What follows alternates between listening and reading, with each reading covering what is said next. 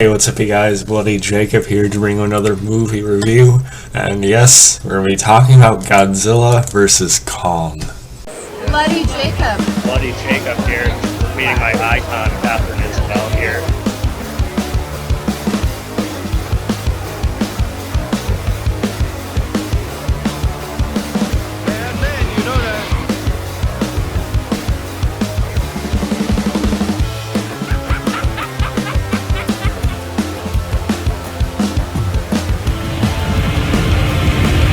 In terms of a plan, we fight. The sexy, awesome, exclusive content.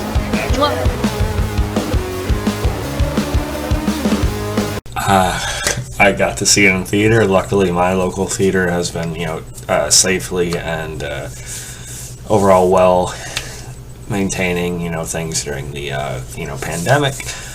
So very happy I got to see it in theaters. If you guys, I'm wearing a shirt right now too, by the way. Pretty cool. Godzilla versus Kong and everything. If you guys didn't know, I'm a pretty fucking big Godzilla fan. I mean, pretty much since I was a baby. I've been a lifelong die-hard Godzilla fan. Still one of my main passions today. I collect X Plus figures, all the Godzilla merchandise I can. I have all the movies. I've seen all the Japanese movies multiple times. I still feel like I haven't emphasized that enough on my channel. Excuse me. But yeah, I've absolutely loved Godzilla all my life, lifelong fan.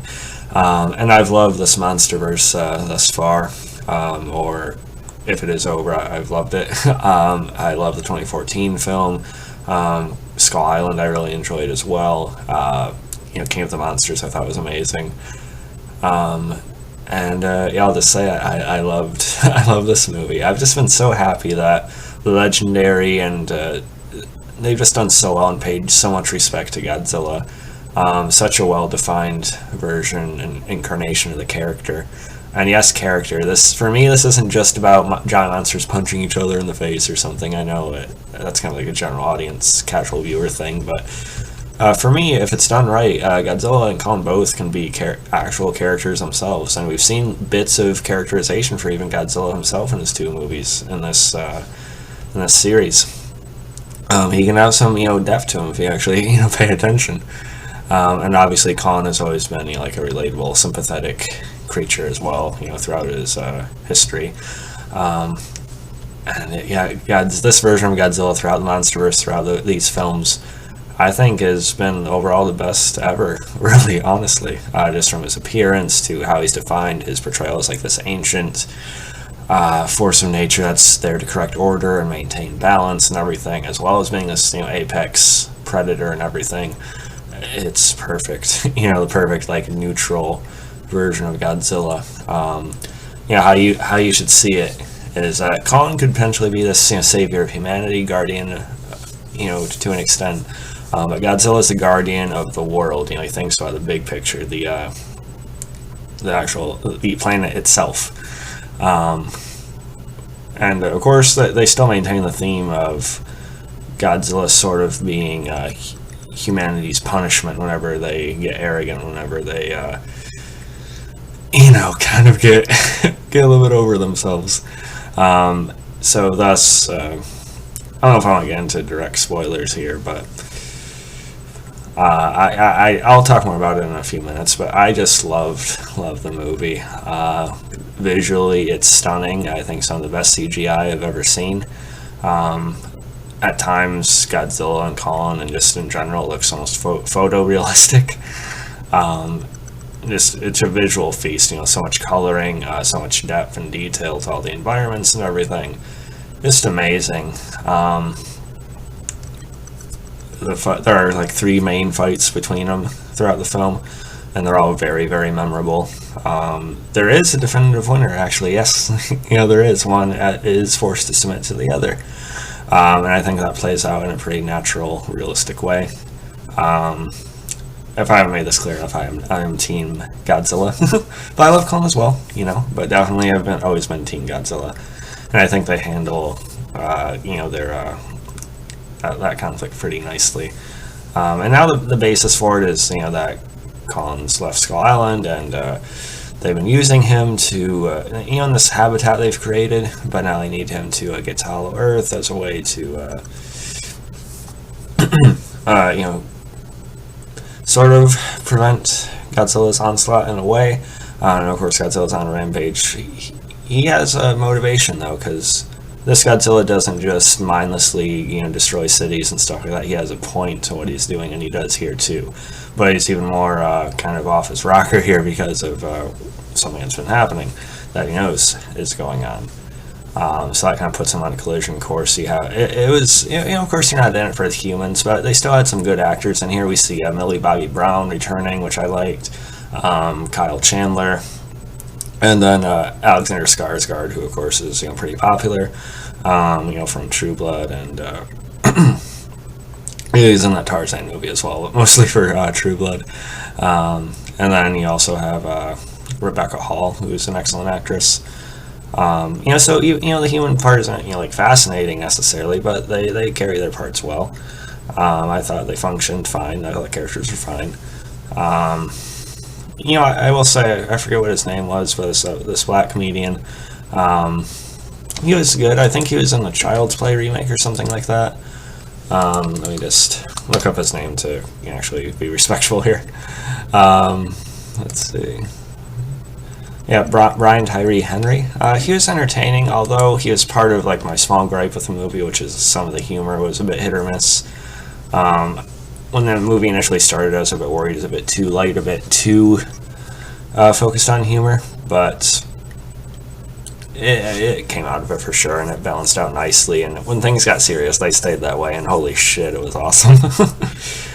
And they're still fun to be had, amidst the fight and everything, but, you still stay immersed into the conflict, and you feel the stakes of it, I think, for sure. It's really hard for me to talk about it without spoilers, so I'm just going to go into it. Godzilla is basically, so if you haven't seen the movie, stop here, but by all means, please go watch it. It's fucking awesome. It totally delivers what it's promised, and it's a love letter for a lifelong fan like me. Alright, now spoilers. Godzilla's basically gone on his rampage, and he's attacking these facilities because he knows they're creating something, and King Ghidorah's brain activity is still alive through this skull ahead of him that they kept, as you see at the end of King of the Monsters in 2019. And they've created a Mecha Godzilla, which is great. And that alone, that alone is like a fantasy come true for a fan like me, because we get to see Khan, sort of end up taking on Mechagodzilla as well. And it was even just fascinating seeing Khan and the whole Hollow Earth thing. I thought it was good that he got his own kind of side quest. Khan is kind of harder the story. He gets more screen time than Godzilla, but it worked for that angle they were going for. Hollow Earth, by the way, looked amazing. I like the creatures. We get a bit of an explanation about their ancient, the reasoning for their existence, kind of, or at least where they came from. I thought that was all handled nicely, and oh man, I can't, I was fucking giddy, giddy in the theater, man. And like I said, there was a definitive winner. Their first confrontation is the one you see in the trailers, on the ship and everything like that. And I was a little bit worried, because that's a cool shot and everything, but okay, how is the ship holding up, both Khan and especially Godzilla? But how it's actually done in the movie, the ship's definitely sinking as soon as Godzilla gets onto it, and it's basically going down right away. So they play that pretty nicely too. Godzilla, of course, kind of ends up winning that one. They have to disrupt Godzilla in order to get him away from Khan. Otherwise, Godzilla would have drowned him. So there's that. It's vicious, though, very cool. And then there's sort of two more fights, I guess. Even though it's kind of two fights total in the movie, because one sort of stops, but then it kind of picks back up in the exact same location, so it wasn't really over to begin with. Khan ends up getting this axe, of course, that you've seen in the trailer, that may be from an ancient species like Godzilla, that's able to use his radioactive powers and emit that as well. So Kong uses that to his advantage, hits Godzilla on the head. Godzilla, of course, gets up a few minutes later. It was really cool because you kind of see Godzilla go on all fours. Kong is a very savage, up-close fighter, so Godzilla kind of had to go primal as well. And Godzilla just messes Kong up. I mean, it was somewhat sad to see because I do like Kong quite a bit as well, and my dad's a big Kong fan, so I kind of felt bad for him.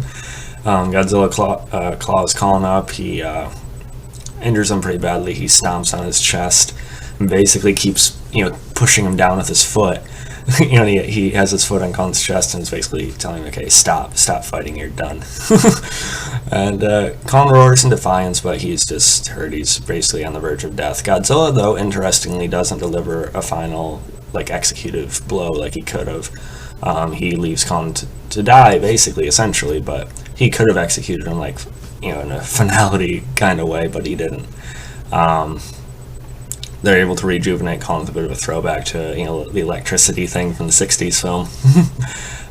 So Kong is still able to end up helping Godzilla against Mechagodzilla, as they do sort of find respect for each other. And for anyone that says Godzilla doesn't emote, have you not watched the 2014 and 2019 films? There's plenty of parts where you can see a peek into Godzilla actually sort of having a bit more to him than you think. And even Godzilla's expression when Kong actually does jump in to save him after the little girl who has a connection with Kong kind of urges him to do so, that Godzilla is not the enemy. Godzilla's expression when Kong helps him, it's pretty gratifying, honestly. And to see Kong and Godzilla fight together against Mechagodzilla was amazing. Technically Mecha King Ghidorah, because King Ghidorah, his mind's taken over. He kills the corporate guy running this whole thing that created Mechagodzilla, and it's basically King Ghidorah trying to get his revenge through this Mechagodzilla body.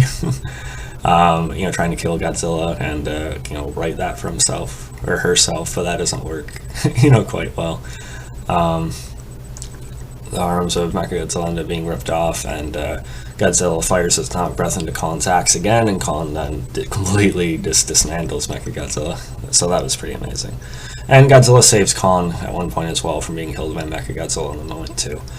So they do leave each other alone after that. But Godzilla is ready to fight after they destroy Mechagodzilla, and Kong's just tired. Probably Godzilla will beat him again, so Kong does drop the axe. But they do have some respect for each other. But I do think it's pretty obvious Godzilla won, and I think that's honestly how it would really play out. It probably wasn't Godzilla's hardest fight either. I'd still think Godzilla's, in terms of pure power, his greatest struggle is against King Ghidorah and King of the Monsters. But with Kong, is just a different fight, not necessarily a harder fight, but a different one. He had to sort of use his more primal side, whereas with Ghidorah, he obviously had to access the greatest depth of his power and ability and everything. With Kong, it was more of a kind of a grounded, dirty, sort of thing. But it worked. So Kong does sort of submit to Godzilla, and I think I was very pleased with it. Again, felt bad for Kong, but I think it worked.